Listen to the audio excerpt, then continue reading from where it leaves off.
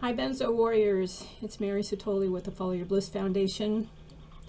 I've been away for a few weeks, but I've been on a major adventure that I'm going to share with you. And again, because I've been away for a little bit, it's going to be long because I've done a lot of research and a lot's been going on here.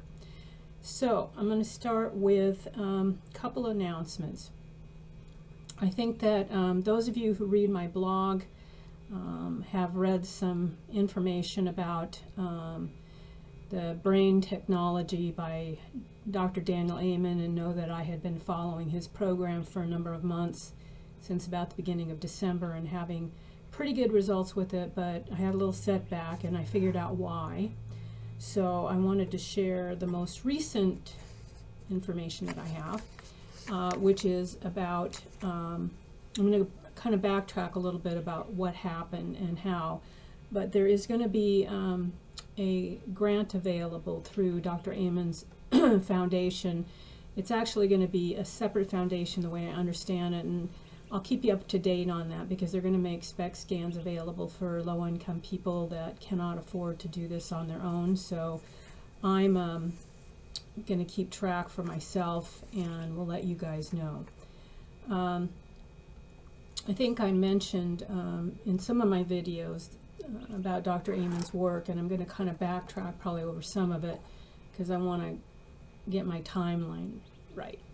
So a lot of his research is gathered around the SPECT scan testing that he does, and he has volumes of research that's been done on numerous brain types, numerous types of ADHD and anxiety and depression, and a number of other, I guess you'd call, mental health related issues. They're based on the fact that he has about 10 bestsellers on the New York Times list. He is also double board certified psychiatrist in both children's psychology and adult psychology. So very interesting videos. I found the information to be pretty fascinating. And what I was able to find out for my own situation, and this may not apply to all of you, but I suspect it applies to a good portion of you that I've talked with, some of the people that I'm consulting who have had TBIs, myself included. And there is a type of ADHD that is triggered by TBIs. It doesn't have to be a major blackout situation like when you're a kid. It could be just a simple fall and a blow to the head that didn't knock you out and that you got up and bounced back from. Those things can become problematic over time and be a cause for what is called hyper-focused ADHD. And I suspect that's what triggered mine, because I have all the classic symptoms. There's like 20, and as I'm listening to it, I'm like, I've got that, and I've got that, and I've got that. So the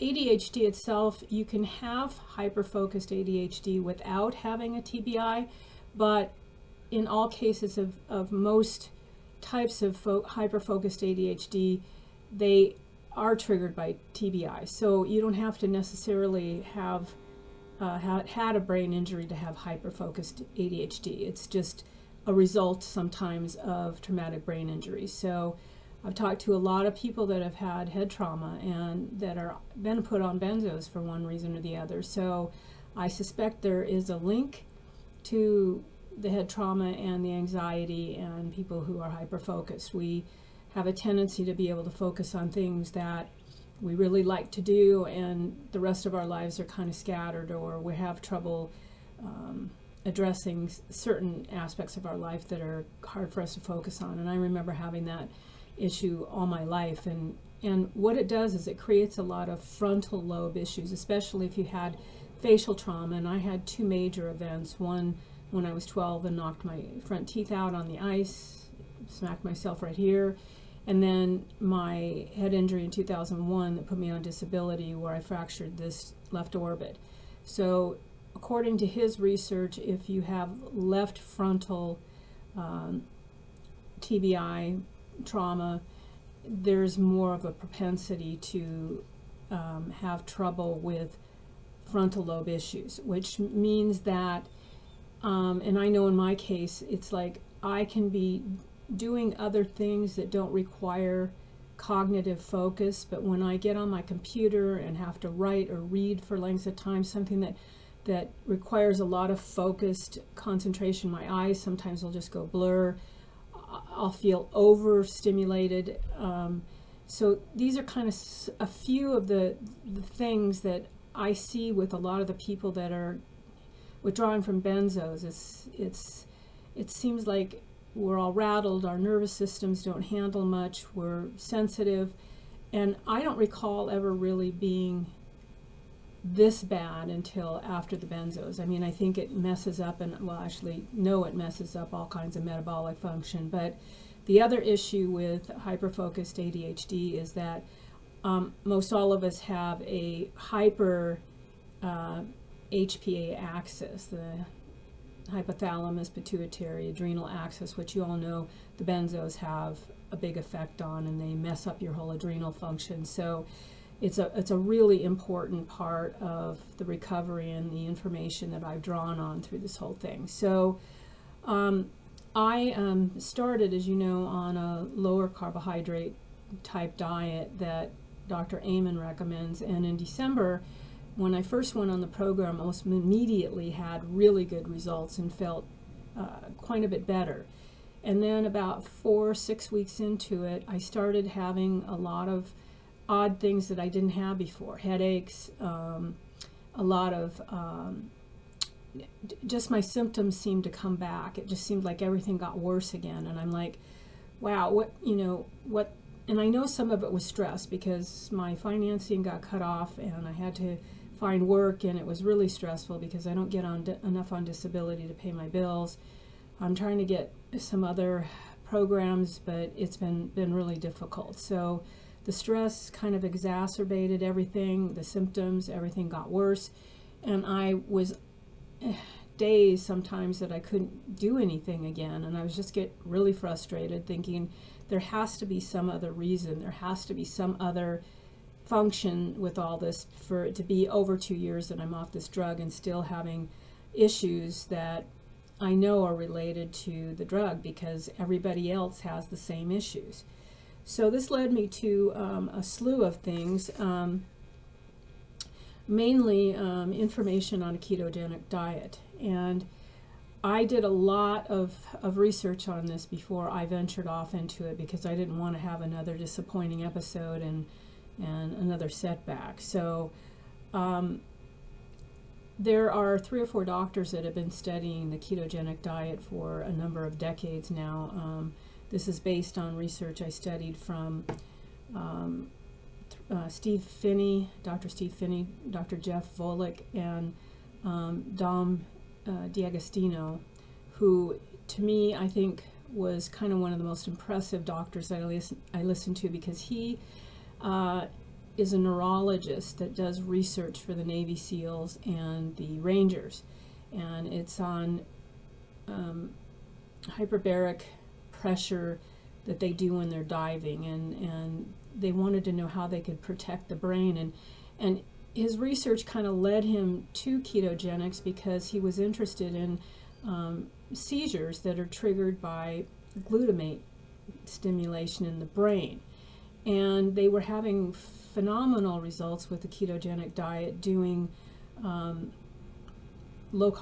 low carbohydrate and a high fat diet, which is what ketogenics is. And the difference between a paleo diet, which is lower carbohydrate, and a ketogenic diet, I'm having trouble with my words today, is that the ketogenic diet is about 50 carbohydrates or less, which is really hard to do, and I've been doing it. And let me tell you, it was rough going the first week, but I'm having really good results, which is why I wanted to share this to give you guys some information to kind of compare your own situation to. The ketogenic diet, the balance, the ratio is about 75 to 80% really healthy fats. That includes olive oil, MCT oil, coconut oil, coconut milk, cream, any coconut products, very high in medium chain triglycerides, which they have now researched pretty heavily because they're doing so much work, and I'm sure you've all heard a lot about MCT and the craze online about that. But I first thought, kind of poo-pooed the idea because I didn't really, these kind of fad supplements, you kind of have to research and do your own diligence with it. But I did find some pretty significant research to show that it does seem to dampen glutamate activity in the brain, particularly capric and caprylic acid, which are in MCT oils, like this particular product that I got from Whole Foods. It's a vanilla flavored, so it doesn't taste too bad, and it's about $14–15. Those are specially designed to have a heavier, higher percentage of MCT oils, like the capric and caprylic acids, than you would have in, say, coconut milk or coconut oil, even though those foods are highest, and grass-fed butter. Those are the food's highest dairy products, cheese, milk. But for those of you who can't do dairy, ghee is a pretty good option. I use a lot of ghee, and I have started on doing some grass-fed butter, which I find is really raising my ketone levels. So there's a lot of evidence to support that it does work on raising ketones in the body. So the lower carbohydrate diet, that's a paleo diet, is more 50 to 150 carbohydrates a day, which is still good, but the difference here is that we have become an insulin resistant society with all the carbohydrates we have in our diet. And with the research these doctors have done, and I'm going to put some links to their videos on here for you guys to watch, because there's some really interesting information, and a lot of which I'm basing not only my own experience with what I'm trying, but also a lot of what the research is showing. And what we have been fed as to be a healthy heart and weight management diet, which is low fat, low sodium, through the course of around the 1970s and 80s this came out. The research doesn't really support only a few doctors who kind of had high profile that were pushing these diets on us. And the food industry, let's face it, they're making huge dollars from all this carbohydrate-rich food. It's all processed, it's all GMO, and it's really bad stuff. And it's making us all insulin resistant. And then to make matters worse, we've got a rising elderly population.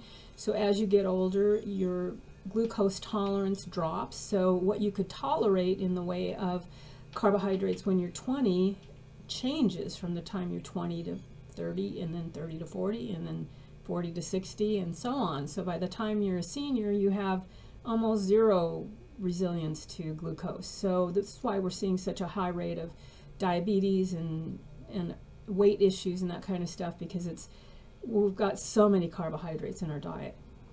So the theory with the ketogenic diet is, by putting you on a really restricted carbohydrate diet under 50 grams, you will start to burn fat instead of glucose.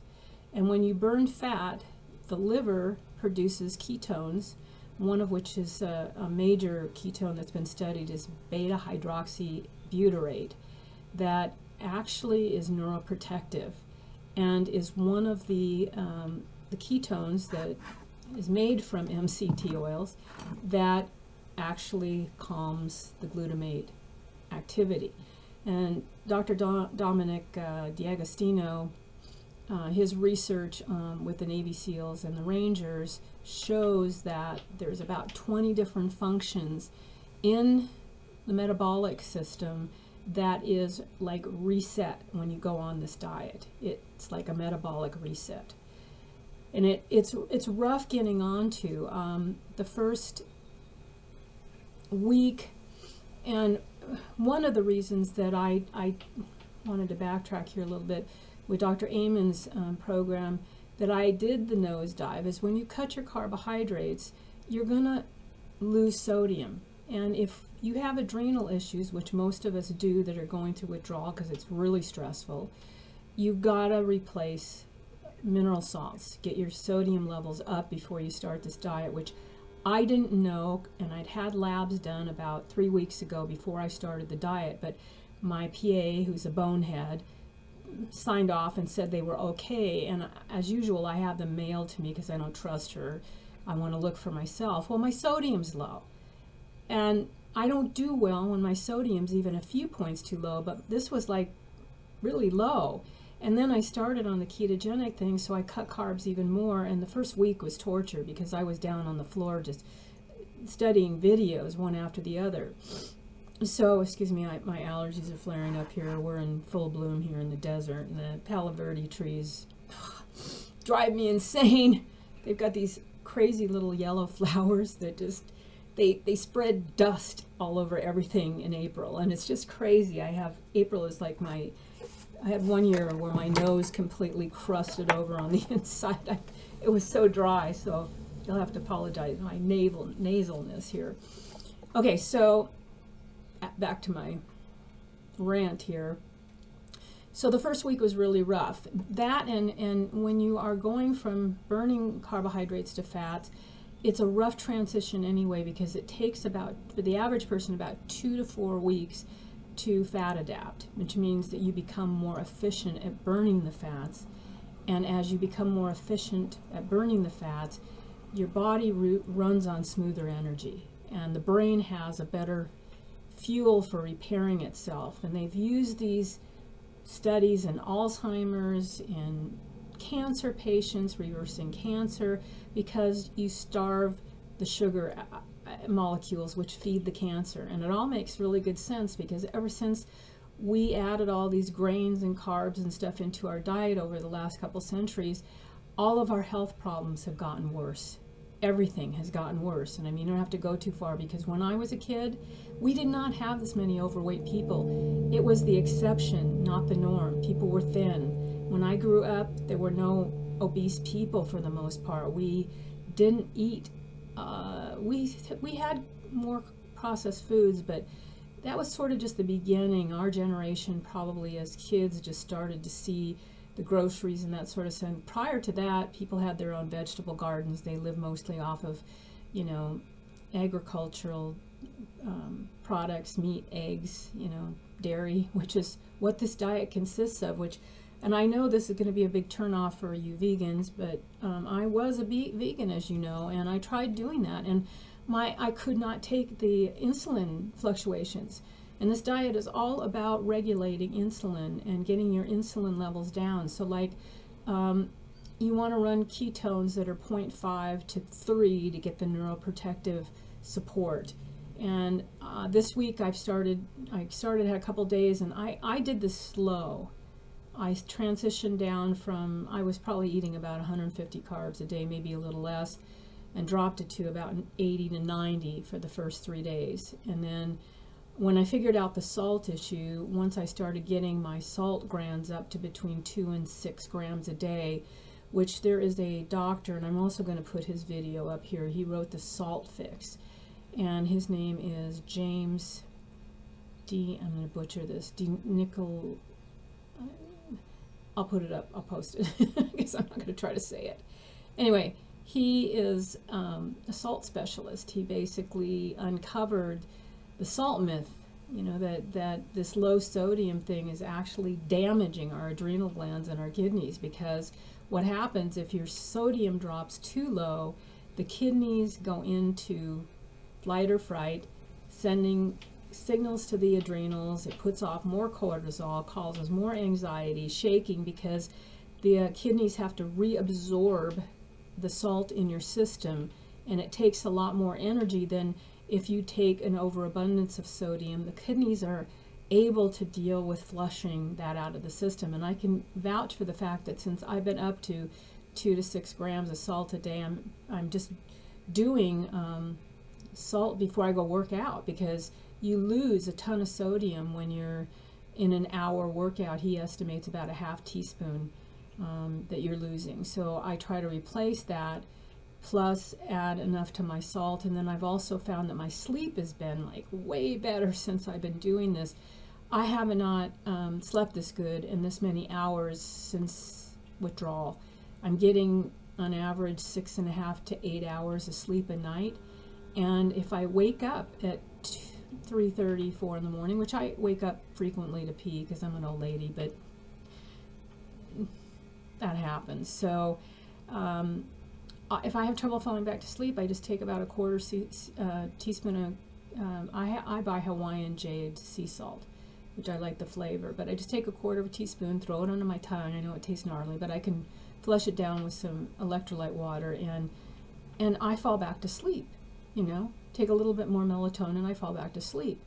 So there is some, I can't even believe I've been on the diet for about 2 weeks now. The first week was rough, the first 10 days, but at day 10, I started noticing a noticeable improvement in my core energy. It was like it's smoother.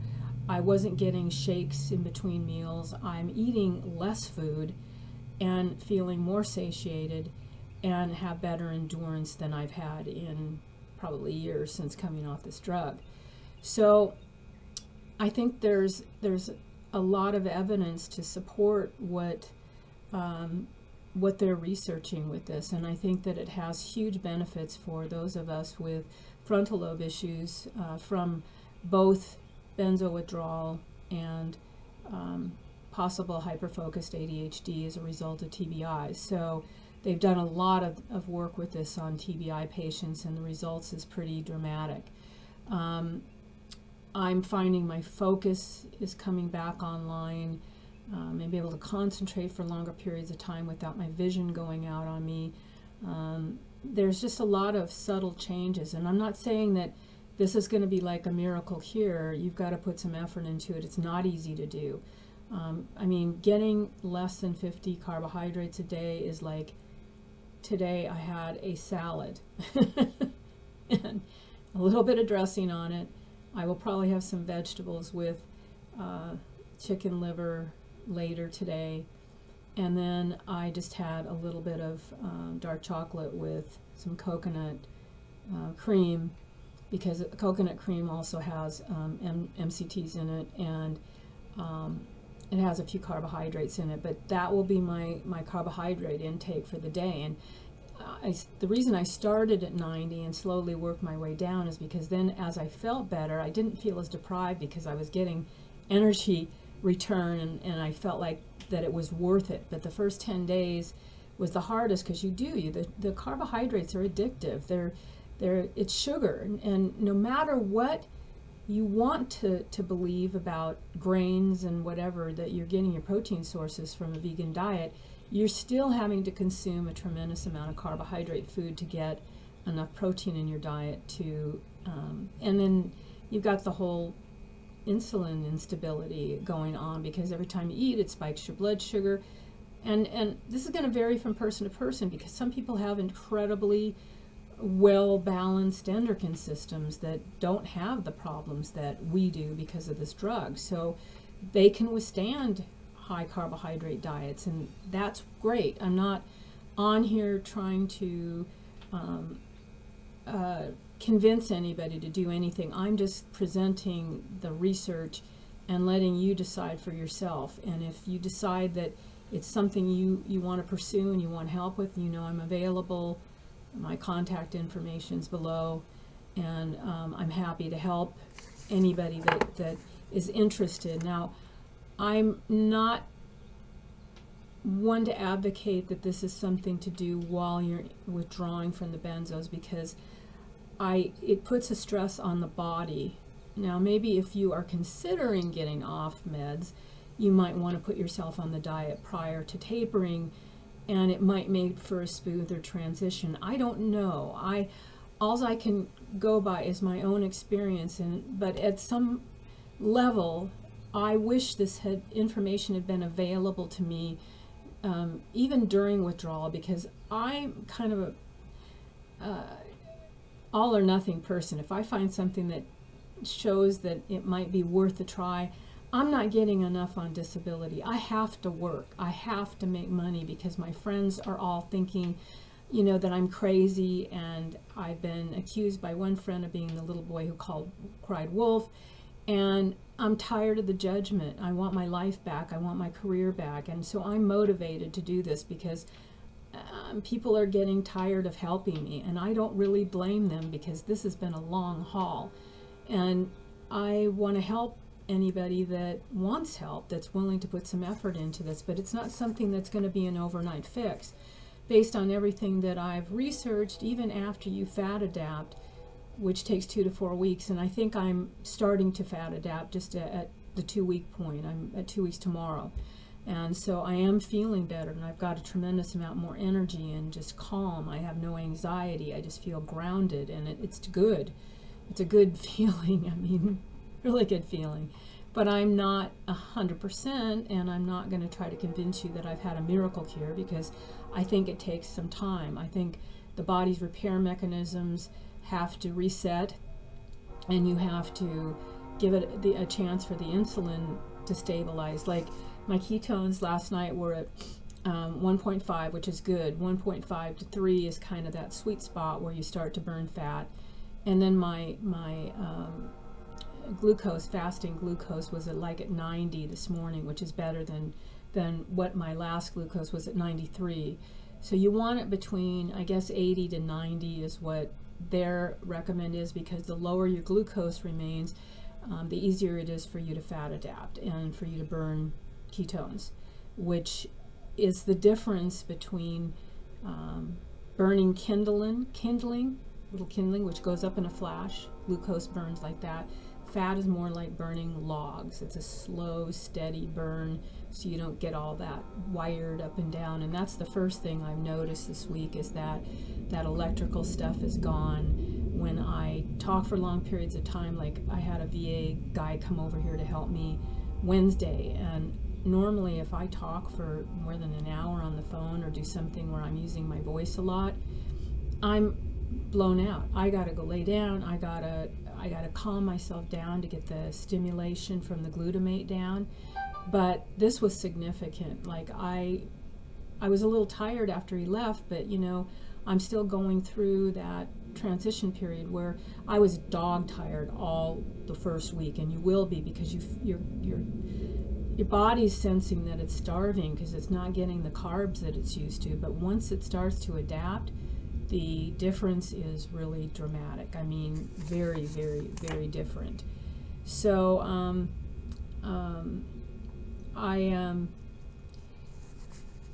I wanted to share a couple of other things here. Okay, so if you decide to venture into this, I would research, like I have, it pretty thoroughly before you start doing anything. One of the doctors that I listened to recommended measuring your ketones, which I've been doing.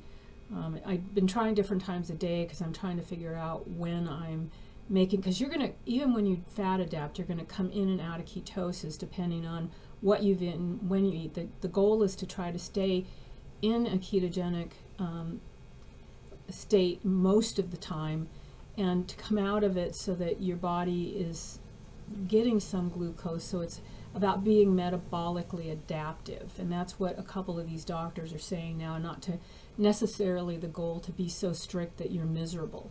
I mean, like I still had, like yesterday, a piece of my almond joy bars that I make, but I just work it into the number of carbs I need for the day, and I omit something else that has carbs in it. So I'm not getting like a big hit of carbs at every meal that's over 25 grams, because that's what sends your insulin spiking and then dropping, and you're going to get that instability. I mean, I'm not feeling hungry at all. It's crazy. Like I'll go hours at night, 12 hours, and I get up and I don't feel hungry at all, and I don't even feel jittery. Like before, I was getting this flood if I wouldn't eat soon enough, and it was horrible. So the ketone meter I researched is the Keto Moto, and it's a really easy to use. You put a little strip into it, and it has a little, let me show you, a little poker, and basically you just hold that on your finger and it'll get a little bit of blood, and then it has, it comes with both glucose and ketone strips, and they're just little strips that go into the meter, and then you put a little blood on the end, and it reads. It takes like less than 5 minutes to do. And I think it's a really helpful tool because you can see how you're responding to the diet on actually testing. And I think the whole thing, I had an Amazon credit, so I think I got it on Amazon. I think it ran about $59 for the whole kit. And it just comes in a little thing, little package, oops, not too good, with the poker and the meter and the strips. And so, and you can buy additional strips and needles to poke your finger for pretty inexpensive. I mean, it just depends on how often you want to test. I don't think it's really a big deal to test every few days to get an idea what you need in the way of carbohydrates, because like I'm going to be different than somebody who's full-blown diabetic that's insulin dependent, because they take longer to fat adapt because their metabolisms are already basically messed up, because their glucose adaptation is really poor to begin with, so the transition is a little harder. But for someone like me who has a pretty normal A1C, a pretty normal fasting glucose, don't have any real major health problems other than the frickin' benzos and the head trauma and stuff. So it's hard for people to register what we're going through. It's a whole, they've created a whole disease from these drugs is what it boils down to. So we have to figure out solutions. And so this is one of the most promising things. I mean, I was so depressed a few weeks ago with the tailspin that I did do, and then I just was starting to get hopeless again. I was going through one of those hopeless phases that you go through. And then this last, I'd say about 4 days, because when I hit about day 10, that was when I went, wow, you know what, I can feel something from this. I actually feel something. And it's just this steady energy. It's really nice. I don't feel frantic and overwhelmed when I get too much going on. And the 3-hour conversation on Wednesday was pretty exciting for me, because there's some hope that I'm going to be able to actually get back into the world in a way that I haven't been able to do since I started coming off these drugs almost 8 years ago. So it's been dramatic, and my heart goes out to all of you guys who are still tapering, because it's a bitch. And so that's why, as you know, I have this organization, why I started it, because I'm really passionate about this subject, because these drugs pretty much ripped the last 2 decades of my life away from me. And it's been heartbreaking on so many levels with my career and my finances, especially at this stage of life when you're expecting that you should be in a place where you can do more and travel and have something to show for all your hard work. And instead I've just been kind of tossed to the wolves. You feel like you're kind of on your own with all of this. Okay, so what else did I want to go over here? Let me see.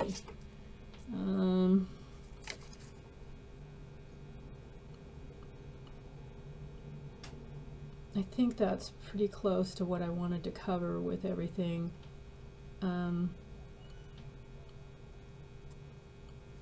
Again, I'm talking to a lot of you. Our website, this is how much the problem is getting worse. Our website a year ago when we started this was getting roughly about 100 views a month, and now we are pushing around 700 views a month, and I'm getting emails almost daily from people who are reading the blogs and seeing the videos, and it's really exciting to see that this is doing some good in the benzo community, because that was sort of what I set out to do. And there's a lot of you that I've developed nice friendships with, and I really appreciate your emails and your feedback and some nice gifts that I've received. I wanted to thank Melissa for the nice shirts and the CDs and everything. It's nice to have friends that appreciate what you're doing, and it's helped me having something to put myself into when I virtually have not been able to do much of anything else other than write music and record a little bit on you know, everything's been within the confines of this little guest house, as you all know. So I'm optimistic, though. I mean, I couldn't believe how much energy I had yesterday. It was like, I mean, I went swimming, I walked to the pool, I did a whole bunch of stuff around here, did some yoga, and then I went back out and took another 20-minute walk last night, and then I came home and I still had energy, and I played my keyboard and sang for over an hour, I think, and I was just like, wow, you know, this feels like the old me, you know. So it's encouraging, really encouraging, and I wanted to share this with you guys. So I will keep you posted as to my progress with this. I'm going to try to do maybe a 2-week update from today at 4 weeks, so we can see sort of how perky I am in a couple of weeks versus now. I mean, I'm definitely more perky than I was a week ago before I got my sodium levels up, but you have to understand that in order to make the metabolic process work right with this, you've got to have sodium to be able to make ketones, because if you're under stress at all, it's going to be harder for your body to fat adapt. So I think I've done adequate enough research on this to help other people and to be satisfied with my own progress after just a short time. I'm really curious to see how things are going to be a month, 3 months, 6 months down the road for me with this, because it's very promising. So I'm really grateful for these doctors who have spent so much time and effort with the interviews on YouTube, that there's hundreds of them, literally, and I've listened to a lot. So the research is pretty astounding. We did not come from ancestors who had vegetarian diets. They hunted, they fished, they lived on the land, and there weren't wheat fields. There just weren't until the last couple hundred years. And I know the vegans are probably having fit about this, but like I said, I was one, and there's no judgment on it. It may work great for you, especially when you're younger.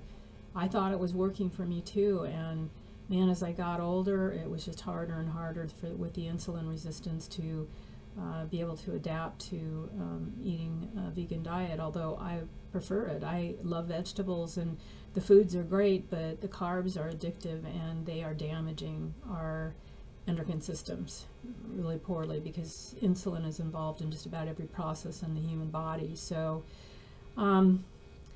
anyway, I think I've gone long enough. I hope you guys are all doing great. It's been a while since I made a video, a couple weeks I think, at least, more than that. And I'm here for consults. You can contact me by email. A lot of you, I'm just getting kind of a whole slew of different kinds of people with different kinds of issues that are in different situations. So my heart, as I said, goes out. And I'll be doing an update in a couple weeks, and I'll let you guys know how I'm doing, okay? Stay the course, and best wishes. I really hope you guys all get through this okay, because there's a lot of people I know that don't make it, and I want you guys to be the ones that do. So take care, and we'll see you next time. Bye.